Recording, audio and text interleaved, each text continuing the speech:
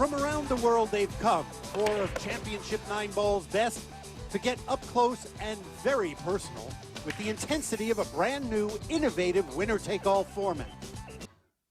It's time for Texas Hold'em Billiards, presented by Olhausen. Welcome to the Pioneer Valley in Springfield, Massachusetts, everybody, and the Naismith Memorial Basketball Hall of Fame. Mitch Lawrence and Alan Hopkins here with so many excited spectators, Alan. Yeah. If I had said to you growing up that we'd be standing inside the Basketball Hall of Fame getting ready to do an historic billiards championship event of Texas Hold'em Billiards, you would have probably told me I was crazy, wouldn't you? I'd ask you, what is that? But this is the first time ever, a ring game. 4 of the greatest players, some of the greatest players on earth playing a ring game, where the pressure is, every time they come to the table, if they don't make the ball, the next player has ball in hand. And they're starting out at $20,000 a game, $5,000 in each player. So big time money, big time excitement here in Massachusetts. 4 players ready to get it going. Let's get rolling.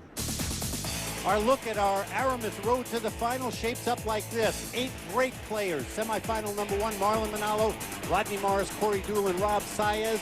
Second semifinal, 4 players as well. They each start with $125,000 worth of chips. 2 from each bracket will advance to our final table of 4. Our Olhausen tournament format as follows. We said $125,000 in chips. It is a ring game format. You may see all 4 players in it. It'll end when only 2 players have chips, and it's all about offense. Alternating breaks, ball in hand on missed shots, no push-outs or safeties.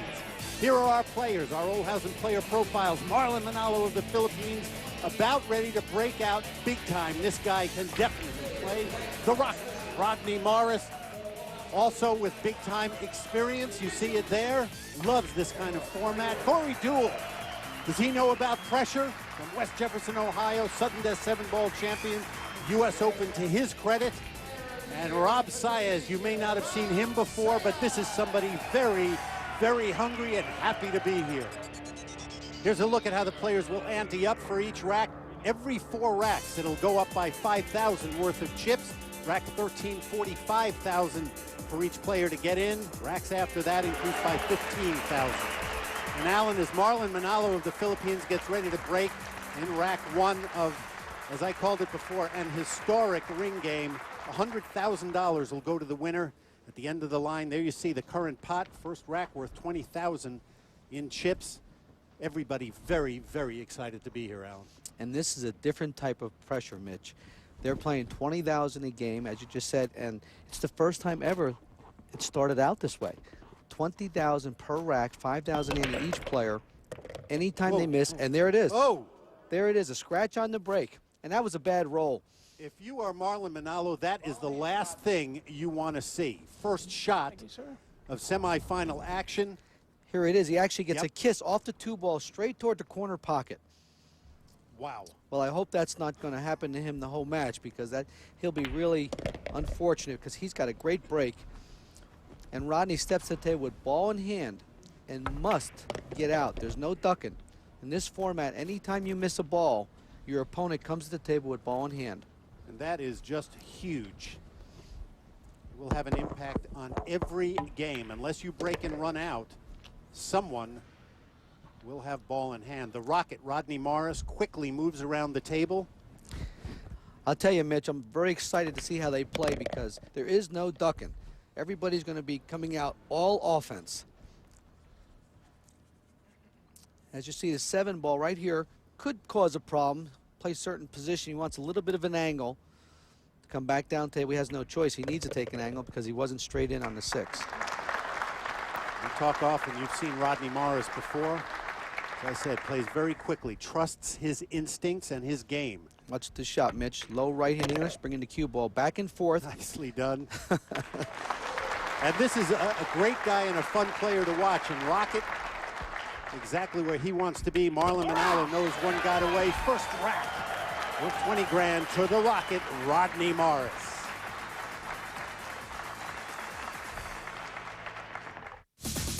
The 2005 Texas Hold'em Billiards Championship is brought to you by the Hilton Garden Inn, by Olhausen Tables, the best in billiards featuring AccuFast cushions, and by Viking Q, the world's leading cue.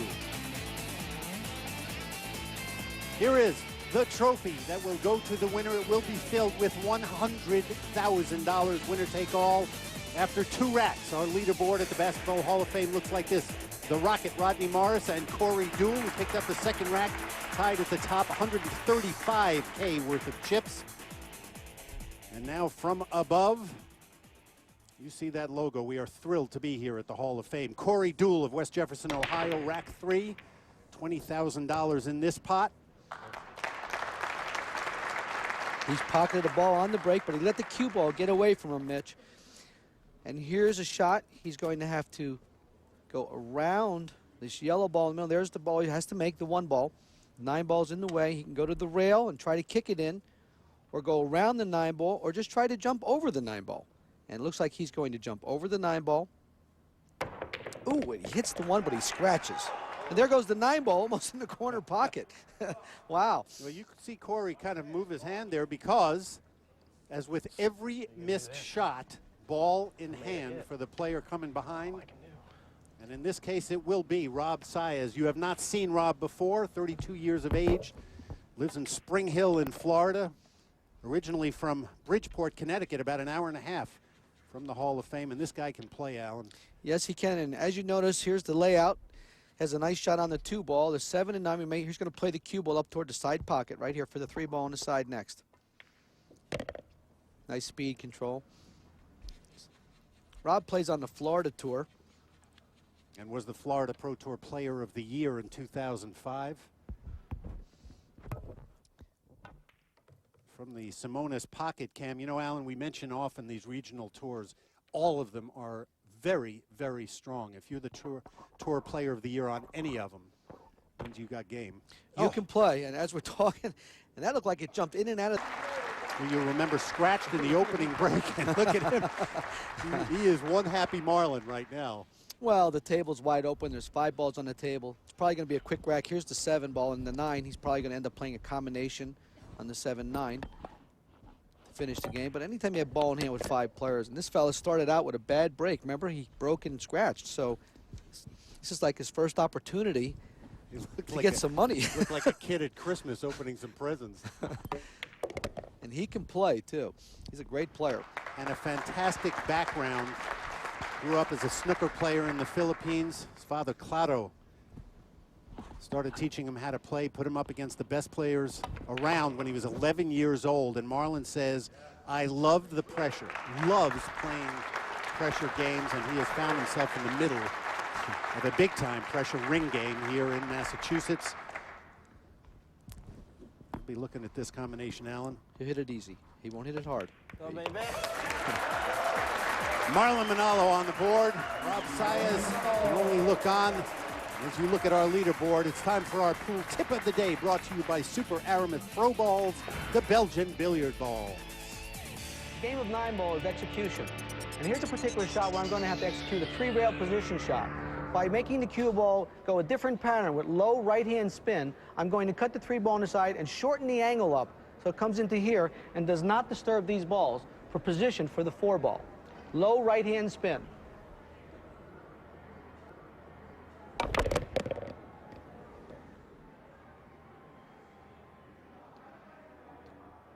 This is the way English can change the path of the cue ball. Welcome back, everybody, to the Naismith Memorial Basketball Hall of Fame. We're in Springfield, Massachusetts for Texas Hold'em Billiards. Mitch Lawrence and Alan Hopkins watching as Rob Saez in the middle of rack 4, another $20,000 worth of chips in the pot. And Rob, so far, in rack 4, the only one without a rack to his name. Let's see if he can finish this one up, Alan, and jump in there as well. As you see the layout he has right here, he's going to bring the cue ball around where the next ball, which I just circled there, won't scratch, won't even be close to scratching. Low left-hand spin. Notice the speed. Perfect. This fella can play. I wouldn't be surprised to see him up there, Mitch. We said there's so many great players out there. A lot of them you haven't seen. First times on TV.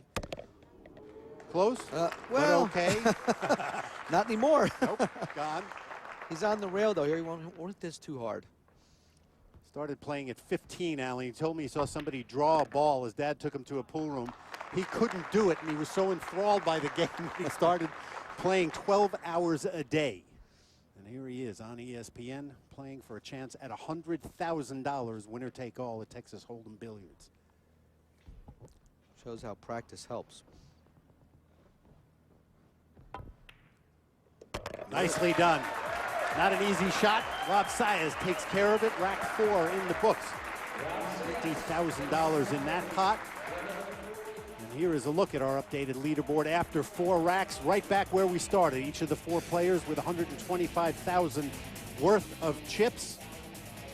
And this gives us a chance to thank a couple of our great sponsors. Mueller, as we look at the Mueller rack.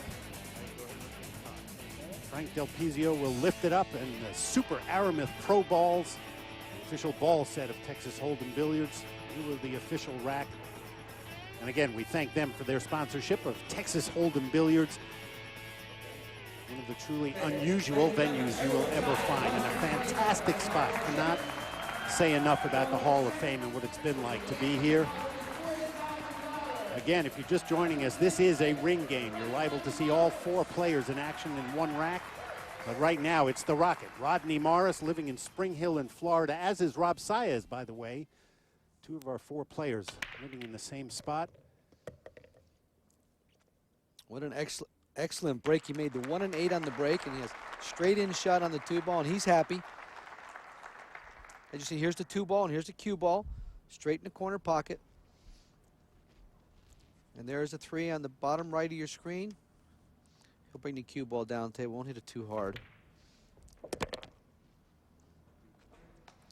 They call him the Rocket.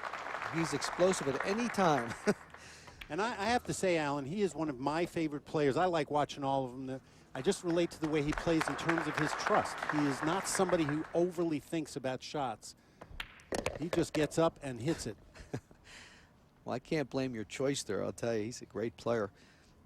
He doesn't waste any time, you're correct. Here's a little touchy situation. He has to be careful not to hit the 9 ball. He'll put a little left-hand spin on the cue ball, bring it to the side rail. He makes it look so easy, doesn't he? Sure does. And this is a value of $40,000 this game. We mentioned that every 4 racks, that ante will go up, and we're in rack 5. So it has jumped, but it has not affected Rodney Morris's pressure ability at all. And he likes seeing this 9. Oh, for sure. There it is. Good work by the Rocket. Rack 5 in his column, a $40,000 pot. As we look at Walt Frazier, one of my favorites growing up. After 5 racks, Rodney Morris, Corey Deuel, Marlon Manalo, and Rob Saez, the 3 of them tied with $115,000 worth of chips. Appreciative crowd here in Springfield, in the Pioneer Valley in the Northeast. Fantastic spot. Corey Deuel at the table. Pot again worth $40,000, Allen. And Corey comes to the table knowing that Rodney had just broke the balls and ran out. Oh, the 9 ball almost went in the corner. But he made the 1 and 2 on the break. And we may see a fast game if he has a shot. Now here, he doesn't have a shot. He has a combination. Here's the cue ball. But here's the 6 and 9 on the right-hand top of your screen. He's going to end up playing a kiss shot if he makes it to the 6 ball. And there it is. He'll hit the 6 first. Whoever gets onto the 6 ball should win this game. But he must make a ball here to keep shooting.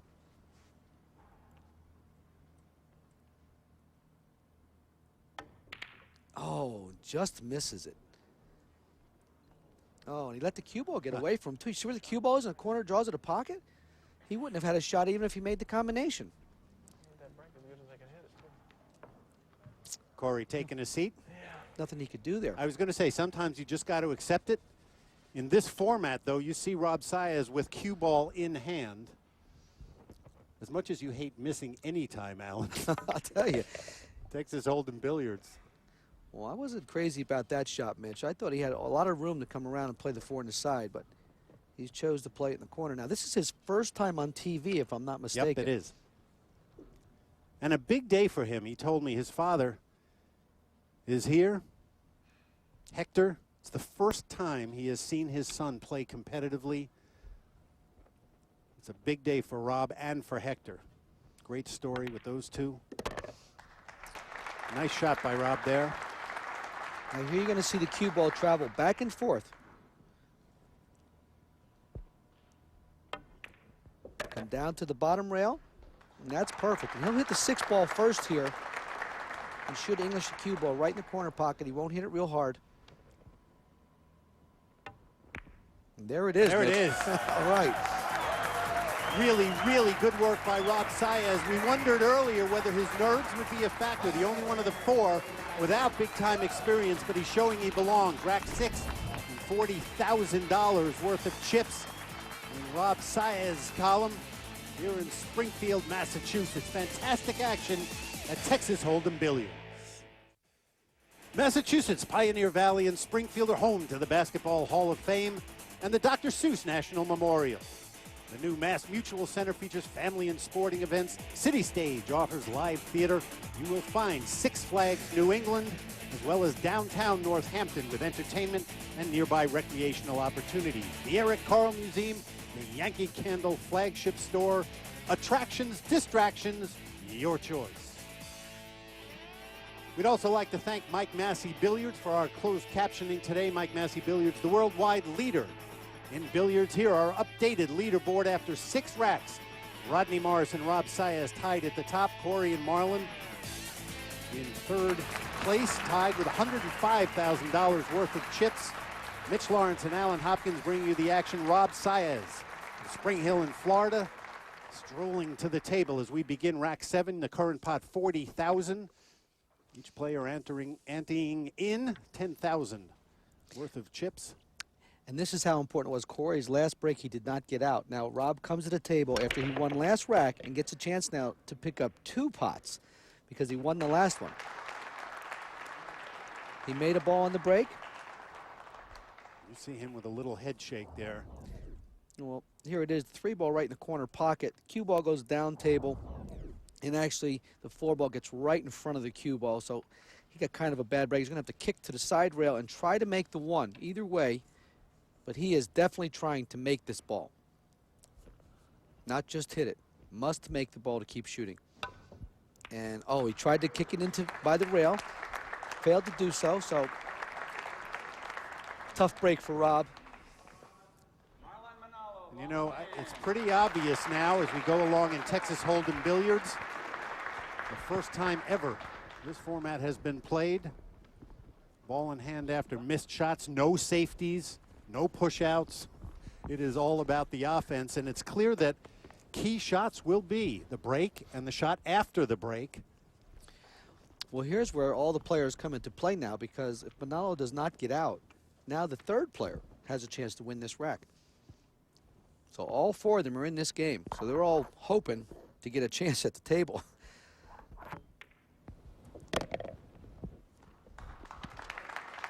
Marlon Manalo. I said before that he's got a lot of game, and it is honed by years of playing snooker. Unbelievably, Alan, you know that Marlon did not start playing 9-ball until 2003. Just amazing. That's unbelievable. He pockets so well. Such a solid player, and he has a nice layout here, Mitch, so you got to assume that he's going to be able to get out here. I mean, they're open nicely and easy position from the 5 to the 6. Just bring the cue ball up by the side pocket. Decide to play it in the corner pocket. A master with the cue. As we mentioned that word, we want to thank Viking, the official cue of Texas Hold'em Billiards. Take your best shot with Viking. See, an appreciative Rob Saez, knowing that Marlon is taking care of business. Oh, he's solid. Notice how he played for position straight in the side so the cue ball can stay right there for the 9-ball in the other corner.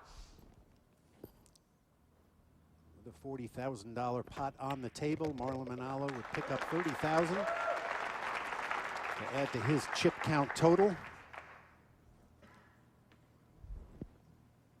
And when you hear somebody, Alan, like Marlon, say that he loves playing under pressure, that is a clear sign that he has one thing and one thing on his mind, and that is the $100,000 at the end of the Texas Hold'em Billiards Rainbow.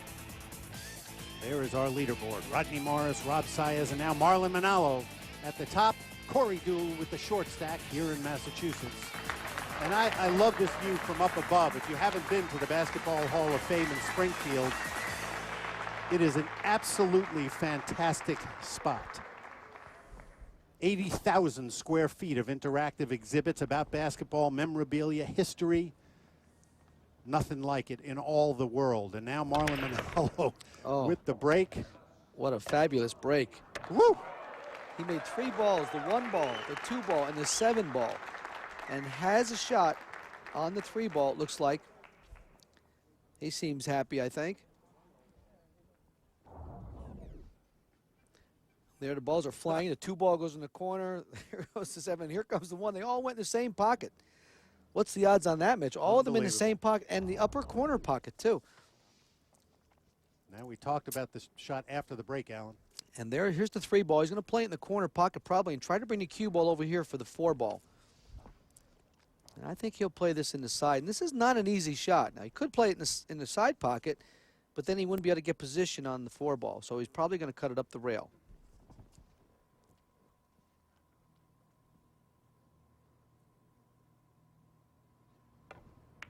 Oh, no, he undercut it. And talk about pressure. And that is a pained look on Marlon's face. Yeah, he knows. I mean, that was basically a $40,000 shot. I mean, because if he makes it, he figured to get out. Rodney Morris will gladly accept ball in hand from Frank Del Pizio. Well, that's a huge opportunity for Rodney. Here's the 4 ball straight in the corner. The 5 is right along the rail. He just moved the cue ball off the rail a little bit. Now this could be a little touchy position. See which way he goes, if he brings it back down or just pops it into the middle of the table. And I'll tell you what, I'm not crazy about that right there. He's left himself. He's not happy about missing the 3 ball. Now Rodney, he hit this easy or hit it hard and come around the table. But it doesn't look like he hit it hard enough, Mitch. I hit that hard enough. No, he didn't. He knows it. Now he's going to have to bank this ball. And he's probably going to, he would probably bank this cross side and bring the cue ball to the bottom rail and back up table for the 9 ball. We're looking at Corey Deuel. We have not seen a whole lot of Corey so far in this semifinal action. There's the bank, and Rodney Morris pulls it off. All right, Rodney. Not an easy shot on the 9, but that's the one that Rodney Morris had to make. Takes care of it. Yes. Gotta like what Rodney did in that rack. Given a chance by Marlon Manalo. Rodney Morris takes advantage. Wow. We said it's all about offense, and Rodney Morris showing you how it's done. Take another look. Texas Hold'em Billiards here in Springfield. Welcome back to Springfield, Massachusetts. Our updated leaderboard after 8 racks at Texas Hold'em Billiards. The Rocket, Rodney Morris, leading our semifinal table. And Corey Deuel. He has got to. He's got to break and run out, Mitch, to have any chance at all. The pressure is on him right now. Things can change quickly in this game. I don't like his break. I don't know why he's doing a break like that. He's bringing the cue ball to the side rail, and he didn't make a ball on the break, and now Robbie will have to accept the table as it is.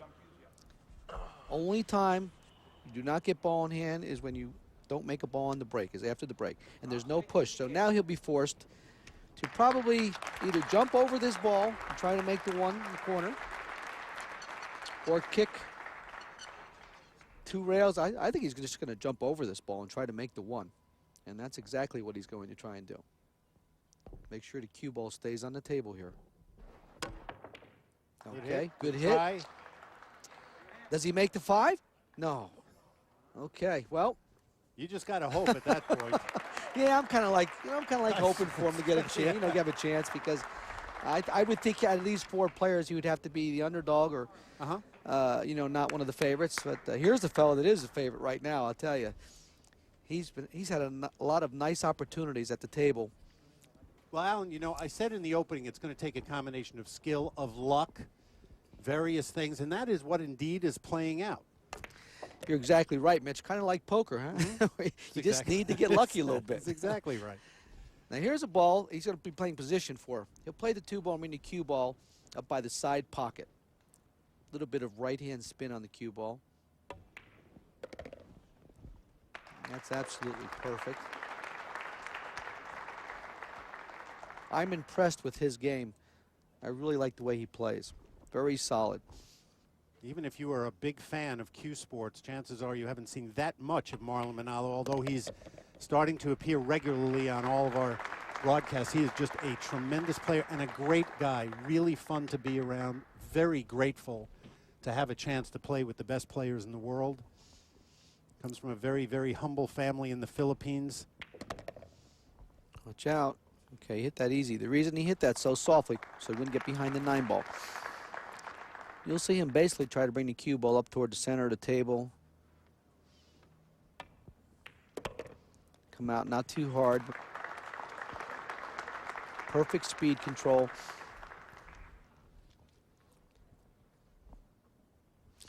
I really like the way the players are handling the pressure of per game, you know, so much money per game. And I can't wait till it gets up to where it's like 90,000, 120,000 a game. It's starting to move toward that, and that's where we'll see how they handle the pressure. But Marlon Manalo looking very focused at the moment. You saw a good look at his eyes right there. That was also a nice look at English on the cue ball. A lot of right-hand spin he put on the cue ball there. Getting a lot of looks at that beautiful Olhausen, the official table of Texas Hold'em Billiards. Olhausen, the best in billiards, featuring AccuFast cushions. And Marlon Manalo with this 9 to take rack 10. Bingo. Here at the Basketball Hall of Fame in Springfield, Massachusetts, Marlon Manalo has come a long way from the Philippines, and he loves this format. Obvious there that he is doing the work he needs to do. Kind of a wry smile, little bit of luck to get there. Our Basketball Hall of Fame leaderboard after 9 racks. Marlon Manalo and Rodney Morris leading the way. Rob Saez with 110. Corey Deuel with the short stack of $70,000 worth of chips. And again, the inside of the Hall of Fame, the big shape of a basketball, fittingly. And we can't thank Executive Director Bob Turin and the Springfield Business Improvement District for all the work that they have done. This is absolutely terrific venue. Watch out. Oh, and this is I believe this is the first rack at 60,000 a game. And he made 4 balls on the break and gets a scratch in the side pocket. And that was just a bad break because he let the cue ball go right into the side pocket. Nothing touches it. It just goes right into the side pocket. So he did not protect the cue ball. And this is what happens, Mitch, when you don't protect that white ball. So the 4 balls on the break that he made besides the cue ball paved the way for guess who? Yeah, guess Marlon who? Oh, boy, and he just won the last game. And that's because of that alternate the break format where everybody gets their chance at the table.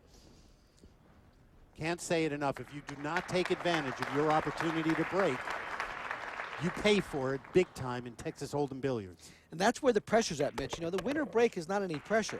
When you got alternate break and you only get your chance at the table to execute, that's where the pressure's at. And this was a gift-wrapped rack for Marlon Manalo. You want to talk about drawing out. In poker, when you get a card that improves your hand, that's what you're doing. And Marlon Manalo drew out in this rack. He hit pocket aces there, I'll tell you. That was a nice game to win, Mitch. A $60,000 pot. And that smile just getting a little bit bigger on Marlon Manalo's face with each passing rack. Now $215,000 worth of chips. Our friend from the Philippines. 2 of these 4 players will move to our final table here in Massachusetts. Guess who's strolling to the table? Wow, and it's his break also. And that's awesome. He's in the lead. I think he's in the lead by almost like, what, 80 or 90,000. And now he comes to the table with a chance to win another $60,000 pot. And this fellow can break also. He protects the cue ball. Look at that. Center of the table. Nothing touches the cue ball at all. Does he make a ball on the break? No. No. Comes up dry. Well, that's a good break for the next player, I'll tell you. Or all the players, actually, because he's the leader. And that's what they needed. That's exactly right, Alan. They did not want him with any more chips. Well, look what Rodney has to do. He has to go to the side rail and try to make the one ball on the side and then come down table for position on the next ball. So we talked about the ring game aspect of this, and you may see at least 3 players. If Rodney does not make this shot. You're exactly right, Mitch. Yep. You will see Corey Deuel come to the table with a chance. Oh, that was so close. So close. And ball in hand for Corey. And Rodney's not happy. He needed to make that. He's not happy. Now Corey, he has to be elated because he comes to tell he is in last place, I believe. Yes. And he has a chance now to pick up $60,000 with ball in hand. And there's the 2 ball, and here's the 1 ball. So position for the 2. We may see all 4 players in this rack, Mitch. You know, that's what I said. This may be the time. And you know what? Remember, the only way you get out of Texas Hold'em billiards, the only way you're busted out, is if you can't match the ante at the beginning of a rack. So this is big for Corey Deuel to pile up enough chips so he's not in an all-in position. And he knows that too. He has got to get out here. He has to execute. It's only 9 balls in rotation, Mitch, that's all. Sure sounds easy when you say it. Well, this fella can stroke the ball too. He's got one of the best strokes in pool today, I believe. Very powerful. Straight in on that 3. Yes, he is, and he needs bring the cue ball over to the side rail here for the 4 ball. And I think you'll just see him draw this back, not take any chances. Okay, a little bit of an angle. He's okay, though. Yeah. Definitely one of the best young players today, if not one of the best players in the world today. And Corey loves the ring game format. In 2004, won the ring game at Derby City. Rodney Morris part of that foursome. Now, as you notice right here, this is not going to be easy. The 5 ball, he has to play for the corner pocket. And okay. Here it is right here. This is important. 5 in the corner in position for the 6.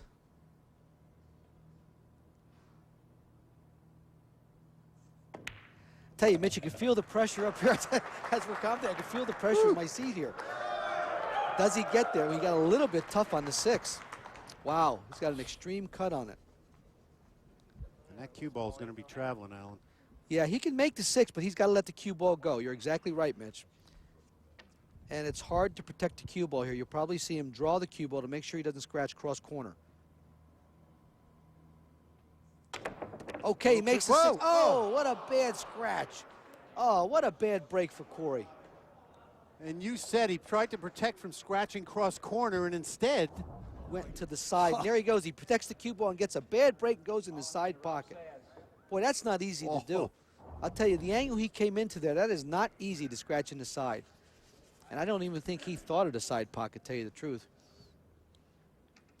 And here's the 4th player, and Robbie's got to be loving it. Imagine sitting in your chair, being the 4th player, thinking, I'm never going to get to the table this game. It's a funny game. And again, we back up a few shots to Corey being a little bit out of position. Bad break on the scratch. You know what this is like? This is like you having 2 cards and you hit the card on the river. That's exactly what it's like. Here it is. Robbie's got the card on the river, and now he's the favorite.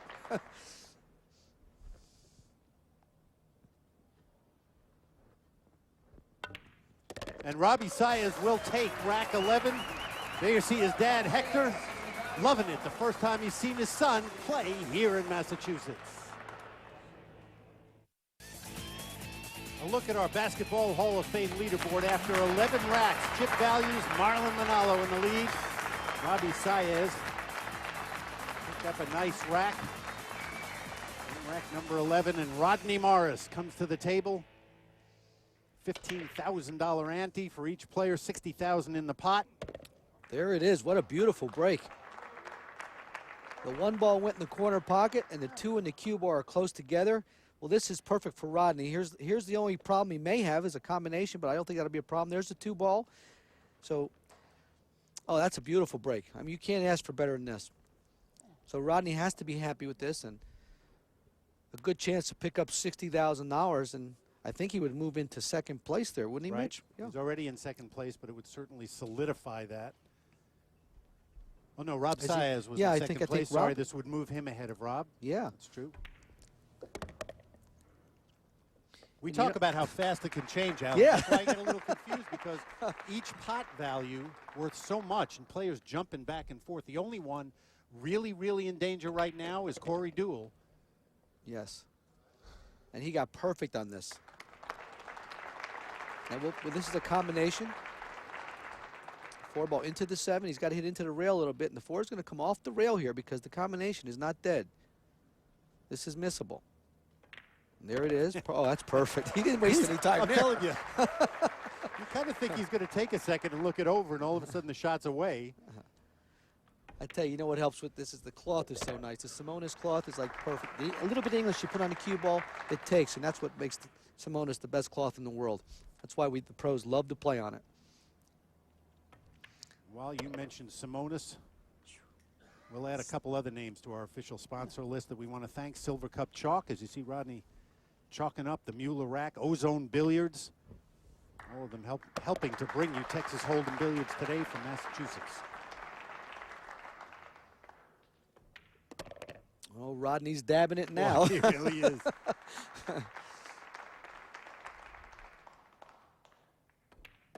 You're right. He just makes it look so easy. $60,000 pot goes to the Rocket. Rack 12 in his column, and there you see second place now behind Marlon Manalo and Corey Deuel, $25,000, and you see him there. Deuel all in. That means he is forced to put those $25,000 worth of chips in, ante $45,000. And look at this.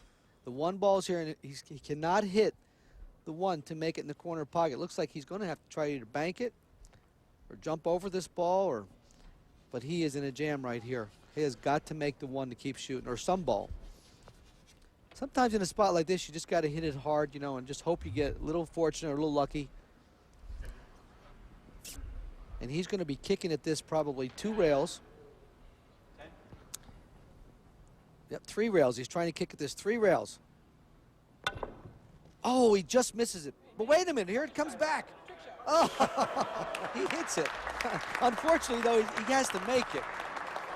You heard Rodney Morris in the background yell, trick shot. That was a valiant effort by Saez there, but ball in hand once again, and it has been Marlon Manalo's fortune in this ring game. I mean, you have to take advantage of fortune. It's not like they're just handing you tables. But certainly ball in hand for a player of his caliber, Alan, a big, big thing. Oh, yeah, well, he's the leader. He's coming to the table ball in hand, and he has a chance now to knock Corey out of the competition. And, you know, if you took stats on who got ball in hand the most, I think he'd be up there, I'll tell you the truth. Now, he wants an angle. Notice where he's placing the cue ball. He wants an angle so he can move the cue ball. When you play 9-ball in any rotation games, usually you play for angles. Helps you to move the cue ball around the table a lot easier. Gives it a natural path. And he hit that nice and softly because the 3 ball's in the side pocket. Earlier, we talked about Marlon's ability to play different games. Grew up playing snooker. Had a couple of a huge 8-ball tournament in 2004. The first time he ever played 8-ball. He came in second in the World 8-ball Championship, losing to Efren Reyes, not bad, and has won a big-time ring game, the Hard Times ring game, in 2005. So there is no game that Marlon Manalo cannot play and play well. Well, he just pockets too well. I mean, he pockets everything so nice. He definitely is in contention in any kind of tournament. And right now, he's in contention to win 60 more thousand. I know that, Mitch. I like his touch. He has a very nice touch with the cue ball. I mean, when you're playing on a really super fast cloth, you have to know how to handle the cue ball. And he sure does that.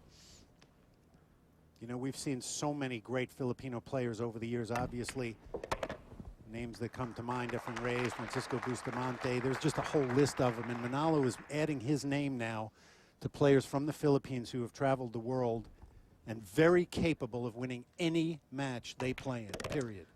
Oh, without a doubt. The Philippine players you want to learn to play pool, watching the Philippine players, and Corey knows he's on his way out. He's saying 2 balls left on the table. More the way Marlon's playing, I'm gone. He can go shoot some baskets here at the Hall of Fame. A lot to do. Yep. Oh, well. You know, what you want, if you're any of these players, is a chance to win. And Corey had that. Today was not his day. And there it is, Mitch. We'll talk about it being your day. So far, Marlon Manalo is the man. Corey Deuel gone from the ring games, 3 left. There they are. Marlon Manalo now with $300,000 worth of chips after 13 racks and breaking at the table in rack 14. 60,000 ante, $180,000 in this pot worth of chips for Marlon Manalo. And he came up dry, and look at this. Who's next on this one? Now, amazingly, on the 2nd rack in a row that Marlon hasn't made a ball break. Look at this, Mitch. Here's the 1 and 9. He's got to hit the 1 and play the 9 in the corner. And I tell you, you watch Rodney here, because if I'm thinking right, Rodney's going to try to bank the 1 cross corner and play the 9. Try to make the 1 for sure in case he misses the 9. It's well, he made the 9. And Oh, and the 1. it's the 1. Wow. Talk about excitement in action. You got it right there. Rodney Morris throwing some punches. Oh, 180,000. The 2005 Texas Hold'em Billiards Championship is brought to you by the Greater Springfield Convention and Visitors Bureau and Viking Cues, the world's leading cue. Speaking of Viking, it's time for our Viking Q super shot of the match in rack number 14. Rodney Morris with this tremendous billiard. Puts his hand up. Fantastic work. Got him that rack. Our updated leaderboard at the Basketball Hall of Fame. After 14, Marlon Manalo and Rodney Morris tied. Rob Saez with less than the ante in his chip count, so he is all in and must win this rack to stay alive. Otherwise, Marlon Manalo and Rodney Morris will move on. He made a nice break. He made 2 balls on the break, the 2 and the 8, and has a nice opening shot on the 1 ball. As you can see, right here's the 1 ball. Should go in the corner. He'll just bring the cue ball out off the rail for this ball in the same pocket, the 3 ball. Now, position here is, he's got to be careful here. He wants to come out far enough for the 4. He'll probably bring it out toward the opposite side of the table. He's going to look at it now. Huge game for Rodney. And remember also that... Oh no. Oh, I'll he got hold short. that thought. You heard him right there. Oh, Got no. short. Oh, he knows too. Oh boy. Big turn here. Big turn. And he's probably going to have to try to bank this ball off the 9 in the corner pocket, maybe even try to make the 9. He's going to become offensive, I can tell you that. You think Rob Saez got up off his chair just now? Oh, boy. Look at that. He tied the 6 ball up. Oh, boy. And there it is, the 6 and the 9 tied up. Now, maybe the 9 goes down corner. This other ball here is not a problem. Well, that was a big break for Robbie and an unlucky break, because if the 6 and 9 didn't get tied up, Rob would have come to the table with a nice run out. But Good now news, he's got a bad problem. news, Yeah. Good news, bad news. Exactly right, Mitch. As he picks up that ball again, we want to thank quickly the Greater Springfield Convention and Visitors Bureau. Can't say enough about the fantastic job they have done this week, bringing us to Springfield and the Basketball Hall of Fame in the terrific Pioneer Valley. Now, I don't know whether he's going to try to just play position for the 6 ball and bank it, or maybe play for a combination on the 6, or 6-9 up in the upper corner. We'll have to wait and see what he's going to do. It's a lot of money on the line here, and a good chance for him to move forward. I believe he has a chance to get into the final 2, I think. Well, he's got to just stay at the table. He is all in. If he doesn't get this rack, he's gone. Slow rolls Oh, it. no. No! He overspun it out of the pocket. And he was going to play the combination next, it looks like. I try to. I'll tell you what, Oh, I don't know why he heard just him, didn't Al. go into these balls and break them open. He said he just tried to hold it there, but watch this. Oh, he overspun the ball and hit it right into the rail, and boy, that's a bad break. And I'll tell you, Funny angle, yeah, he wanted an angle. Well, he had the perfect angle to break the balls open.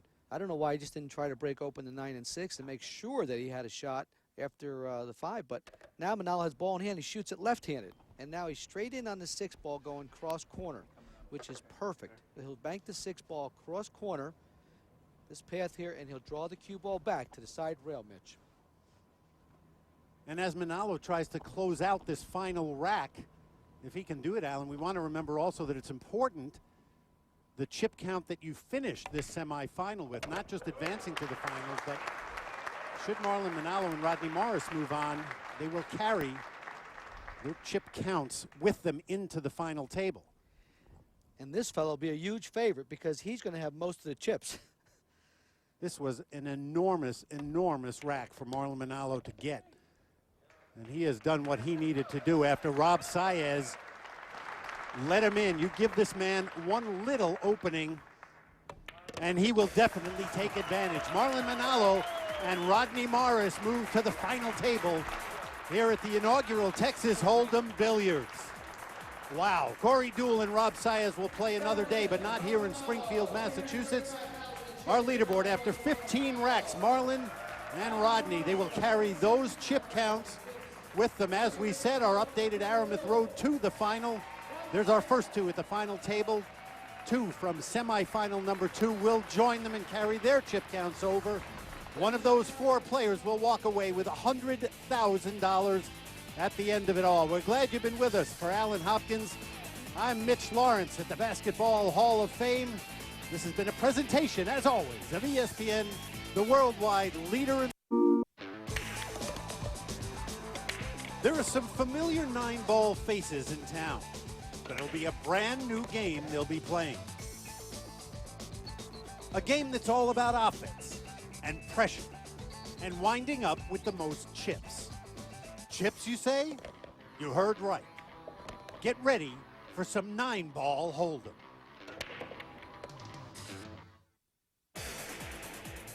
Welcome everybody to Texas Hold'em Billiards, presented by Olhausen. We are at the Naismith Memorial Basketball Hall of Fame in Springfield, Massachusetts. A look at our Aramith Road to the Final for Texas Hold'em Billiards. Marlon Manalo and Rodney Morris have moved to our final table already. 2 of these 4 players, Gabe Owen, Luke Salvas, Johnny Archer, and Charlie Williams, will join them at our final table of 4. Here is our Olhausen tournament format. Each player will start with $125,000 worth of chips. It will be an exciting ring game format. Each game will have a specific ante amount. The player with chip values less than or equal to the required ante amount have to go all in. Play will end when 2 move into the finals. And as I said, all offense, ball in hand for missed shots, no push-outs or safeties, all offense, all the time.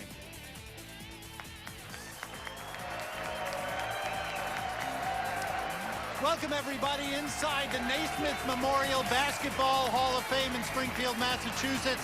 An incredibly different and exciting venue for championship 9-ball. Mitch Lawrence and Alan Hopkins. Alan, growing up, basketball was my game. I never thought that I would be standing in Massachusetts about to do Texas Hold'em Billiards here at the Hall of Fame with 4 of the great players in the world. We have 1 semifinal gone. Rodney Morris and Marlon Manalo have moved on. We've got 4 players chomping at the bit to get 2 spots in the finals here. Well, it's going to be a matter of the roles, too. They're playing a ring game, remember. This has never been like this before, okay? And when the player misses, it's ball in hand. So there's a tremendous amount of pressure to win your game when you break or to win it right after the break, because the chips are there. You got to win them. If you don't win them, you're out. Okay, new format, exciting format. Can't wait to get going. Let's get it on. Here are our 4 players, our Olhausen player profiles. Gabe Owen from Tulsa, Oklahoma, a big-time title in his column already. From Canada comes Luke Salvas, quick of stroke and very, very excited to be here. Next, one of the most familiar faces in the game, the player of the decade in the 90s, Johnny Archer. Does he know about pressure? You bet. Captain of last year's Moscone Cup team. Charlie Williams, the Korean Dragon, former BCA Open champion. Every one of these players is very excited to be here. Our chip ante breakdown, every 4 racks, it'll go up by $5,000 worth of chips. Rack 13, $45,000 worth of ante. And every additional rack will go up by $15,000. The Basketball Hall of Fame, the site. And again, as we look at these 4 players, Alan Hopkins, Gabe Owen will break first.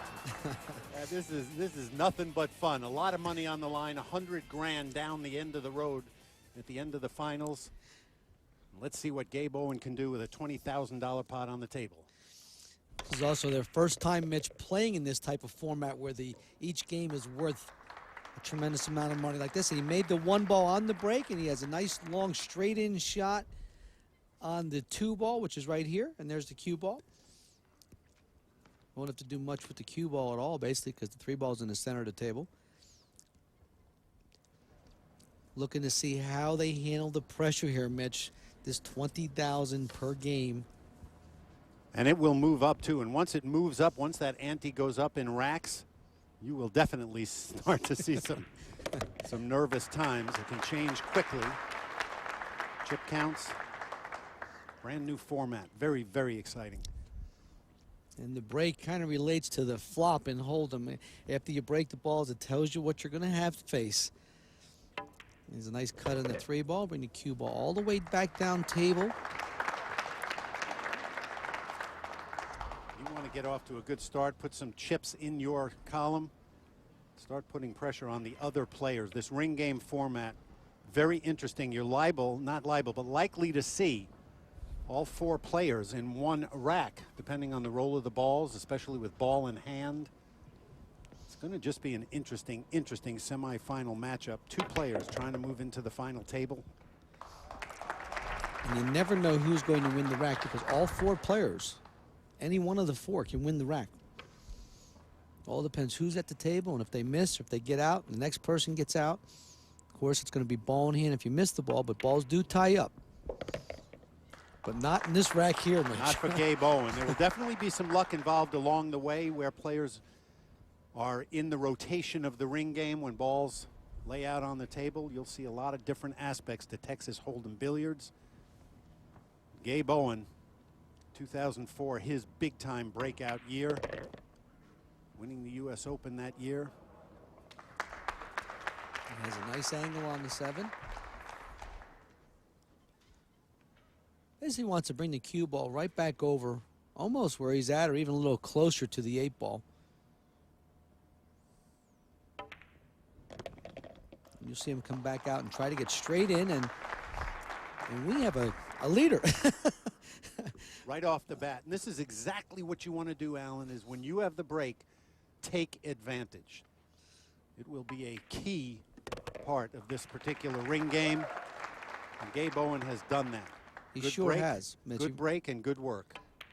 And there from the Simonis pocket cam, Gabe Owen, the winner of rack 1, a $20,000 pot here in Springfield.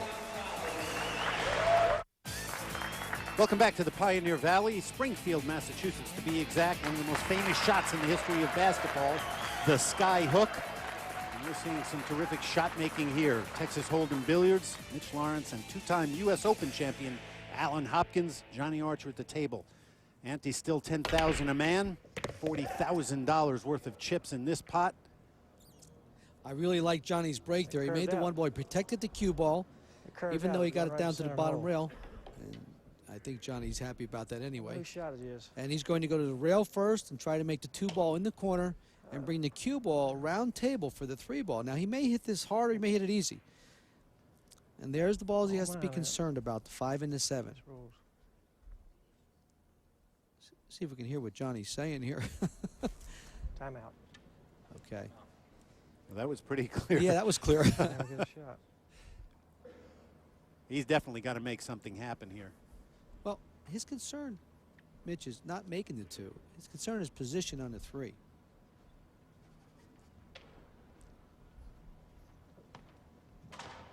See him looking at that rail. He has to hit the 2 ball, the perfect angle, and bring the cue ball back down table too.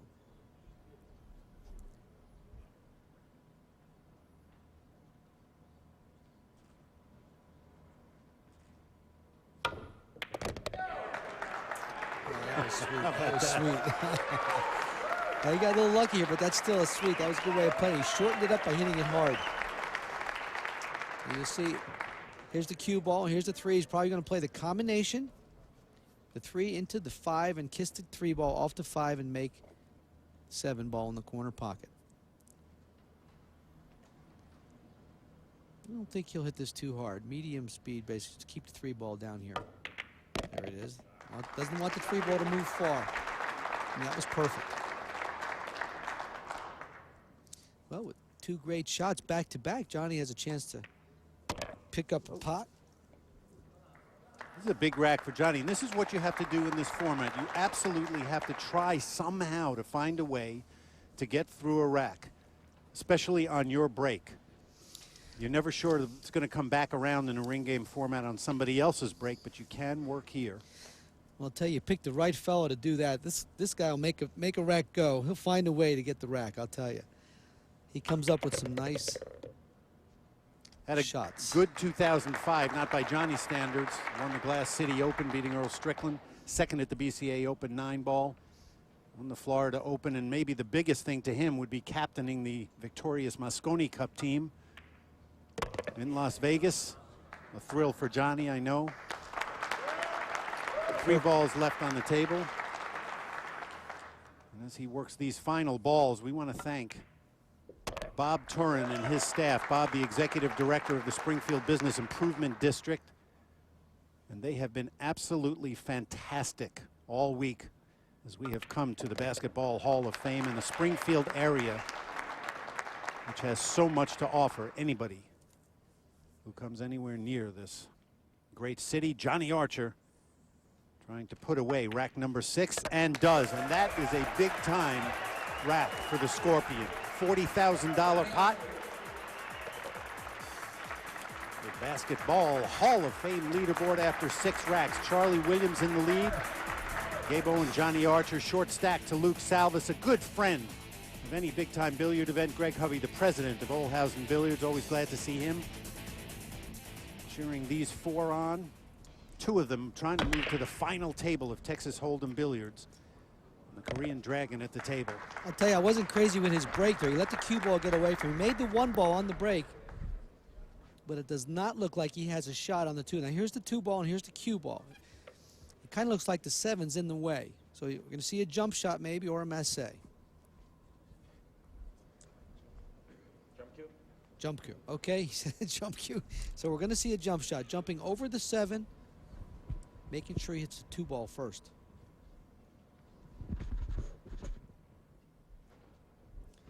Keeping the cue ball on the table also.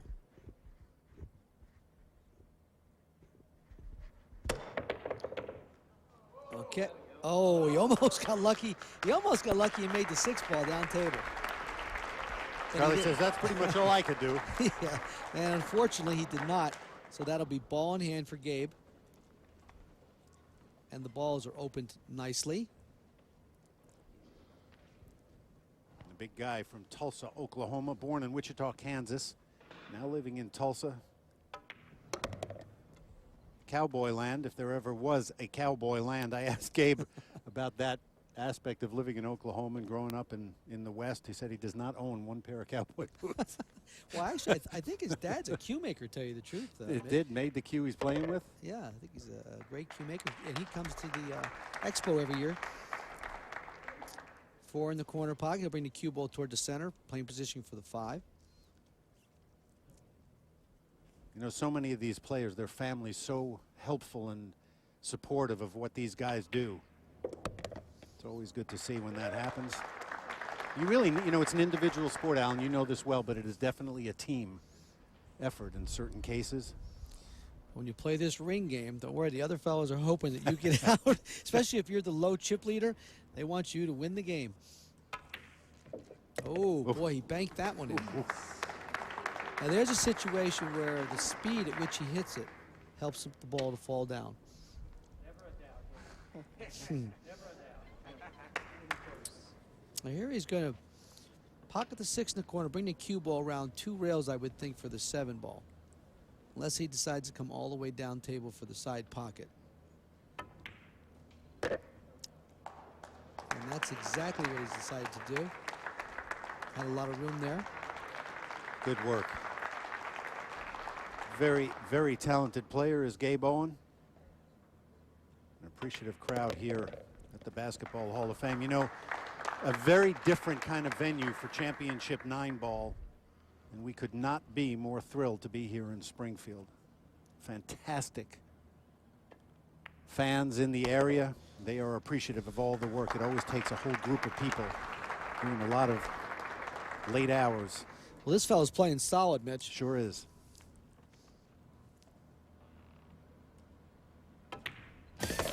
So the Simonis pocket cam show you the end of rack number 7. Gabe Owen with a $40,000 pot.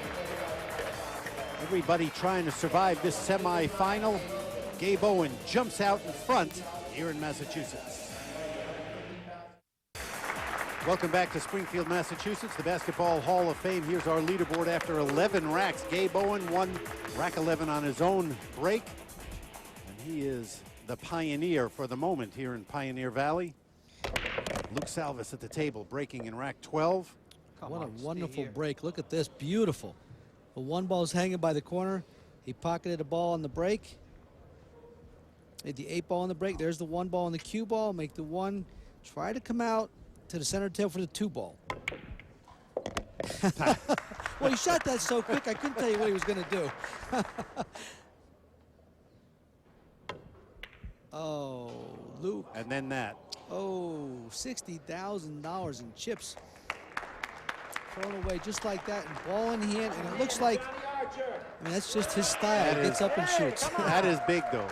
Yes, it is, and Johnny's got to be loving it. Whew. Johnny will take his time. You won't see Johnny get up and do something like that.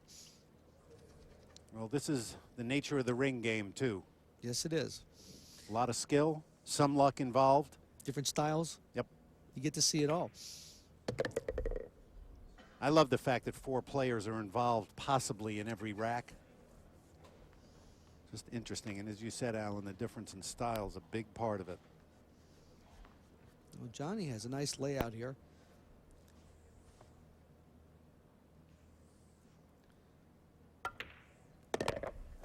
So you see him move around the table. Beautiful cue work. We want to thank Viking, the official cue of Texas Hold'em Billiards. Take your best shot with Viking. Johnny will bring the cue ball up toward the center of the table here. Wants a little bit of an angle on the 5 after he makes the 4. Notice how he killed the cue ball nicely. Did that with a little low right hand spin. Now he used low left hand spin, bringing the cue ball, bringing the cue ball up past the 6, out toward the center. The cue ball also picks up a little bit of spin for you folks at home that want a little tip on pool. When you're cutting a ball in the corner and you need to put English on it, put a little bit less than what you normally would, because when you cut the cue ball into another object ball, it picks up a little more spin. Maybe that'll help you a little bit on your position play. Definitely help me, Alan. I don't know, Mitch, if there is anything out there to help your pool game. Except for see, Ava. Maybe no, Ava wait, can help your I pool was game. looking at it the other way. I was thinking that anything can help my game. You're just better off letting Ava shoot for you. Well, anyway, here, Johnny, while we're talking, Johnny's busy pocketing balls here and picking up, am I correct, Mitch, 60,000 in chips? This will be the last of the racks with a $15,000 ante for each player, 60,000 total. Again, we will say that 2 of these 4 players will move to the final table of Texas Hold'em Billiards. Marlon Manalo and Rodney Morris waiting there from our first semifinal. 2 of these 4 will complete that final table of 4. $100,000 winner take all. Timeout. Format in the finals. And Johnny, there's the veteran right there. Yeah, if I had to pick one of these 4 players to get to the finals, this would be my pick.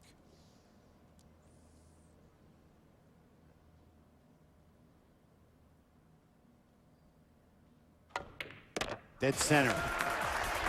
Pulled himself back, took his time, and Johnny Archer, the Scorpion, with rack 12 and a $60,000 pot. Here in Springfield, our leaderboard after 12 racks. Gabe Owen still out in front. Johnny Archer trying to move into second place at least, if not more. to get to the finals. And again, the Basketball Hall of Fame, fantastic venue for championship 9-ball. A lot of room, a lot of historic facts, and I think a great combination of two historic games, billiards and basketball. And did you see the size Watch of out. this pot, Mitch? Look out for a scratch. Oh, he made 2 balls on the break. No, 3 balls on, or no, 2 Two balls? 2 balls. Well, counting the cue The ball. third one was the cue ball. That's the dangerous one. Here it is. He gets kicked into the corner pocket. Look at that. The 5 ball kicks him. He makes a 3 and a 7. The cue ball comes down, and the spin just brings it right in. And that is a big break for the next player. Unbelievable. And I was just saying, the pot is $180,000 in Right, chips. $45,000 per player. And when you're Charlie Williams, and that's the part of the game that we talked about, the luck part, where your cue ball gets kicked in, and there is not a thing you can do but hand the cue ball to Gabe Owen. And Gabe Owen's the leader right now, isn't he? Right. Even without these chips. Yep. This is huge for Gabe. Big swings either way can be made now when there's so much in the pot. Players gaining a lot in one fell swoop. And what's big is bringing those chips on over to the final table, Mitch, because the more chips you have, the bigger favorite you'll be at the final. Now, Gabe has a little bit of an angle on the 5 ball. He'll play the 5 in the corner and bring the cue ball out toward the center of the table here for the 6 ball.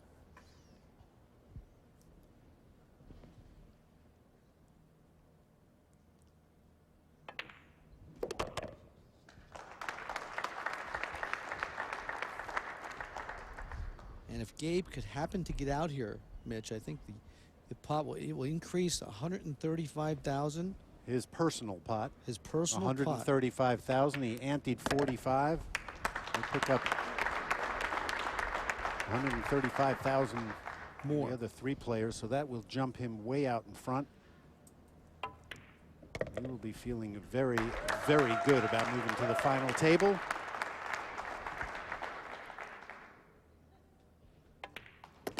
Gabe Owen, Tulsa, Oklahoma, commanding lead now after 13 racks in Massachusetts.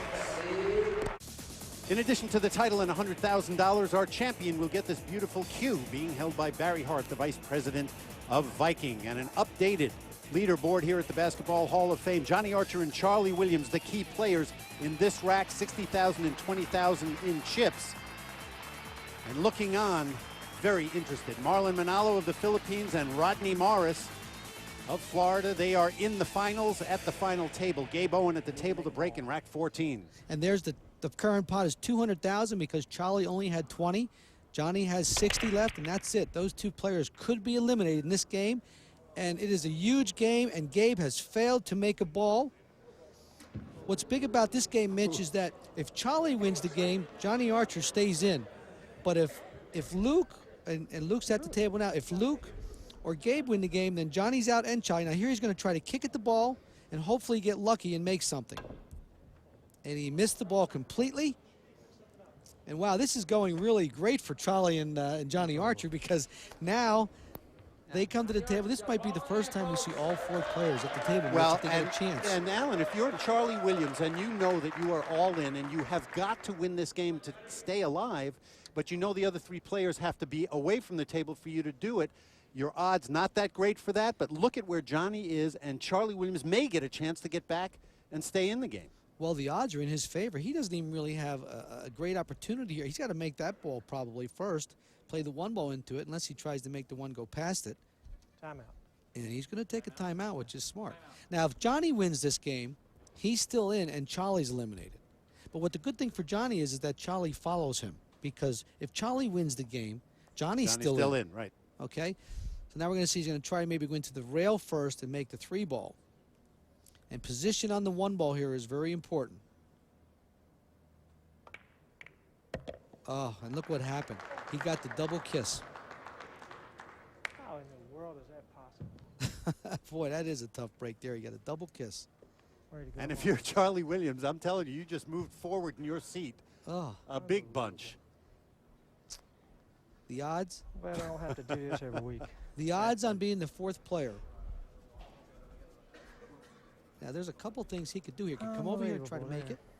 Johnny's still complaining here about what happened. Now he could try to bank it, maybe play the one ball cross corner if he can bank it. Don't look like he can though. Or try to spin it in, spin the cue ball. I think his best option is going over to the side rail. Looks like the best way to go with this. And let's see what he's going to do. And once again, the tough thing, knowing what's going to happen, even if he makes the one, what's going to happen after that. He's got to watch he doesn't scratch Right. and follow straight in with it. Oh boy, I'll tell you what. Absolutely beautiful attempt by Johnny Archer, but a huge break for Charlie Williams. Unbelievable. And that's it right there. That was the emotion that Johnny's been wanting to let out. This format, there is a lot of luck involved in terms of where you are in the rotation and what happens. You got to take advantage of it when it comes. Mm-hmm. Let's see if Charlie can do that, and you got to live with it like Johnny will have to. Yeah. Let's talk about it now, Mitch, because right now Johnny's on the side and he's hoping that Charlie gets out, because that's his only hope right now, is that Charlie runs a rack where Johnny can stay in.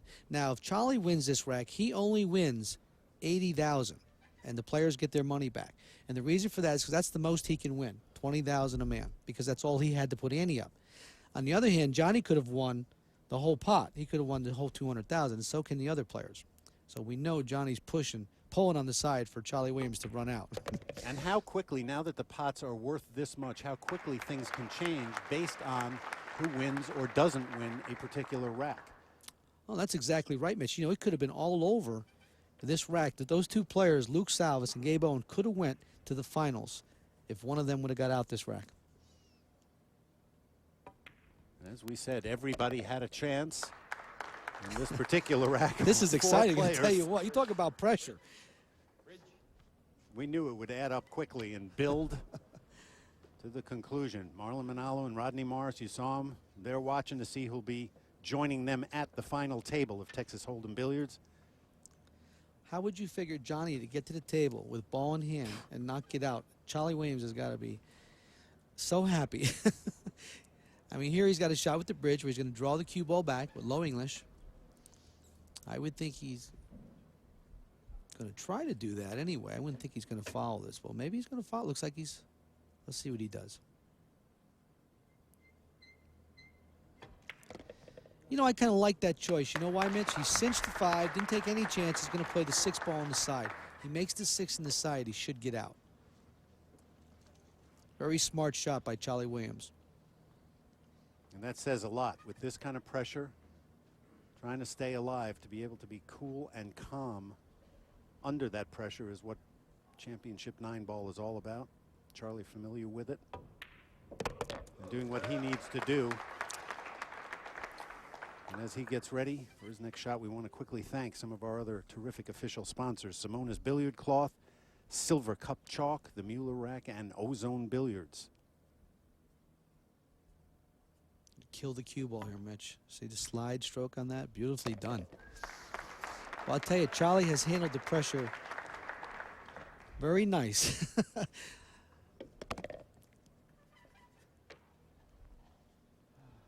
think you'll see he's got a little sigh of relief here. Yeah.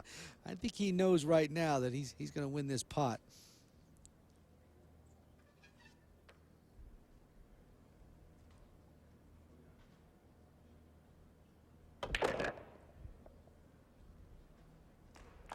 Charlie also very familiar with some of the pressure. A member of a couple of victorious Mosconi Cup teams. In 2001, went undefeated, the first player to do that as a rookie in the Mosconi Cup. And when you can do that, you know you can handle some pressure. Charlie Williams with rack 14. A little pump of the heart. Here's our leaderboard. Gabe Owen still out front. Charlie moves into second place. Luke Salvis and Johnny Archer now low ante 75 grand, and that's why you see Johnny Archer and Luke Salvis now all in. Man, oh man. Look out for the Whoa. cue ball. Oh boy, look at all the balls he made. Look at this. Oh, Luke. Scratch it right in the side now. Johnny's low. Look at this. He draws the cue ball. Yeah. He draws the cue ball right back in the side pocket. And look at all the balls falling in. 3 balls on the break. There goes the 8. There goes the 3. Half of that equation, fantastic. And then the cue ball, unforced into the side pocket. Definitely an error. You will see Johnny take his time here. He'll be playing the 1 ball in the corner, bringing the cue ball up here for the 2 ball. As you see, the 2 balls right there. Interesting thing, Mitch, Johnny now has a chance to save Luke. If Johnny can run out this rack, Luke will still be in and he'll have 20,000 in chips left. Where if Johnny gets out, he'll save himself too. So it's kind of interesting to see what happens in a ring game. How 1 minute the guy's your best friend, and the next minute you don't want to do anything but push him out the door. Well, Luke is awful fortunate to have Johnny at the table with ball in hand. The ball's spread apart.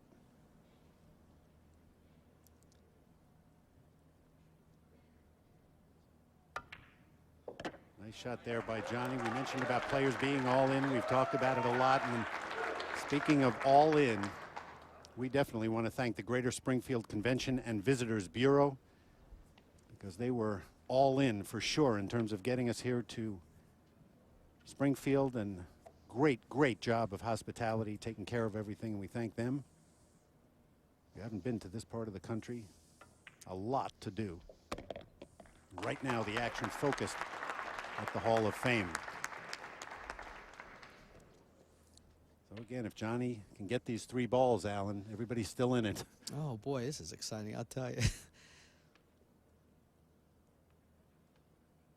Not only would Johnny stay in, he's got to be one of the favorites after this, Mitch, if he can get out this rack. He would pick up a $160,000 side pot. We have talked about it before. It can just change instantaneously once racks are won and lost because of the amount of chips at any particular time. The Scorpion with rack 15. Luke Salva's still alive, but hanging on here in Massachusetts. The 2005 Texas Hold'em Billiards Championship is brought to you by the Greater Springfield Convention and Visitors Bureau and by Viking Cues, the world's leading cue. After 15 racks, our Basketball Hall of Fame leaderboard, Gabe Owen still on top, Johnny Archer in second, Charlie Williams and Luke Salvas now with the key numbers, all in both of them. The ante 90,000 per player. And Johnny Archer at the table. And what a great break. He makes the 1 ball in the side pocket. He controls the cue. Stupid now. That's okay right there. No kidding, Johnny. What a great break. And here's the 2 ball and the cue ball close together. 2 ball in the corner pocket. Position for the 3, pretty easy. And Johnny Archer, what a nice opportunity to knock out Charlie Williams and Luke Salvas and move on into the finals. But he has 8 more balls to run out. That is the thing about the Texas Hold'em Billiards format. When players are all in and they get to this point, as Alan said, Johnny needs to take care of this rack. He and Gabe Owen would move on to the final table. Johnny not happy. He's got a lot of work to do. Real easy. Make ball, Gabe. He's talking to Gabe because him and Gabe are the 2 players that would advance if he runs out. And they will carry their chip counts with them to the final table. That was nicely done right there. Ball didn't draw, Gabe. Thought it was going to draw. It kind of skidded a little, did it? I need to land in the uprights, Gaby. This is what I mean about, 1 minute your friend, 1 minute, before you think, well, maybe you want him to run out, maybe you don't. Definitely Johnny Archer teaming up now with Gabe Owen. Take a chance. Columbus did. He's taking a chance. I guess he's going to come down, try to come in between the balls, down table for the next ball, the 5 ball.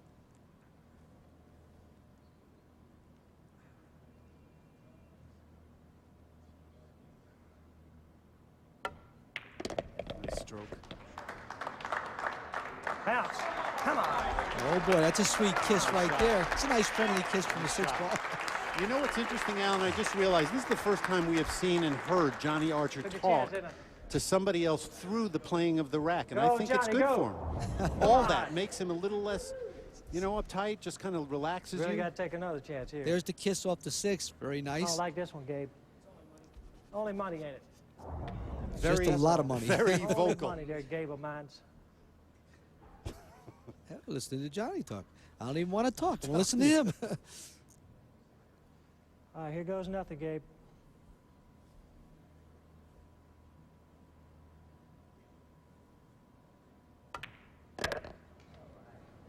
I made sure I didn't get snookered. He's perfect. Look out. Look out. Look out. Uh-oh. You got to come with something now. Uh-oh. Look at Gabe. Johnny's going to bank the ball.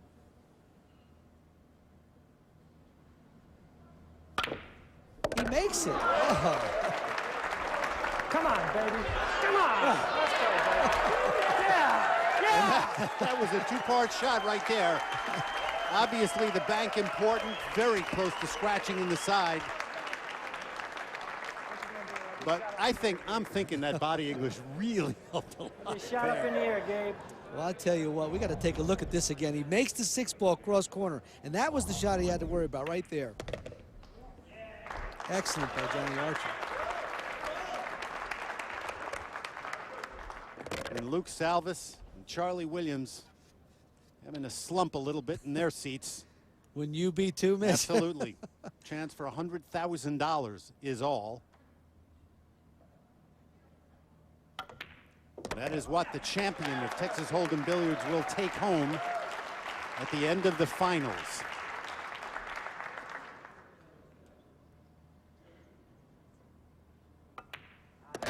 The Scorpion with the finishing touch. On rack 16, our Viking Q super shot of the match has got to be this one. Beautiful bank on the 6. Avoids the scratch, position on the 7, and Johnny Archer takes care of business for himself and for Gabe Owen. Our chip values, 310, 190. Charlie Williams and Luke Salvis gone.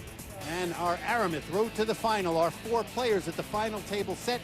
Marlon Manalo, Rodney Morris, Johnny Archer, and Gabe Owen here in Springfield, Massachusetts. Fantastic time at the Basketball Hall of Fame. Keep your eyes open for the final table. For Alan Hopkins, I am Mitch Lawrence. We're glad you've been with us. This has been a presentation of ESPN, the worldwide leader in sports. So long, everybody, from Springfield.